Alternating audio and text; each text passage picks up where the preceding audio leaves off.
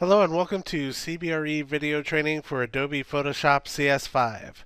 You know, when you think Photoshop, you probably think, oh yeah, it's that program that can edit digital photographs, which is true. When I think Adobe Photoshop CS5, which is Adobe's flagship product, I think about editing and manipulating light, because really that's all Photoshop is an application that bends, edits, and manipulates light.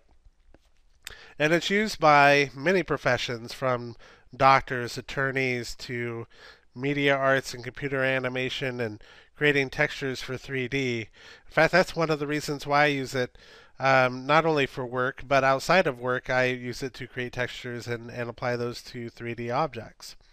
So it has many, many uses.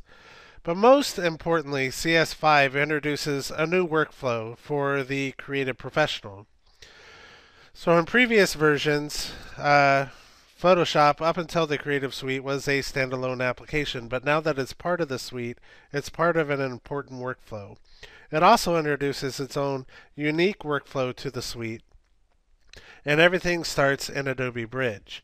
If you're not familiar with Adobe Bridge, or if it's not currently part of your workflow, I highly encourage you to stop watching this Photoshop title and go watch the Adobe Bridge title under our channel. You'll find it under the playlist entitled Adobe Bridge, and get to know that application. It's about 5 to 7 chapters, and it's really going to teach you a lot of things and how important it is in this workflow. So we're going to use Adobe Bridge to maintain our assets. It's also going to help us determine how we're going to edit images, whether we are going to apply destructive or non-destructive editing, or global versus local editing. And I'm going to talk more about that as we proceed throughout the rest of this chapter. So throughout all this training, I'm going to cover the basics. For those of you who might be new in Photoshop, we're going to talk about the work area. We're going to talk about creating custom workspaces.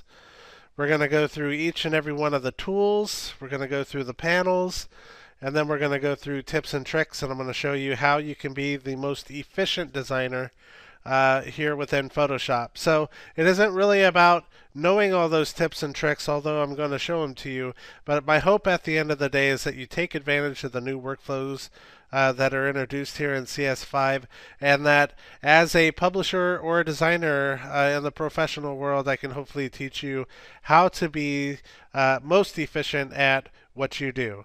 So on that note, let's get started.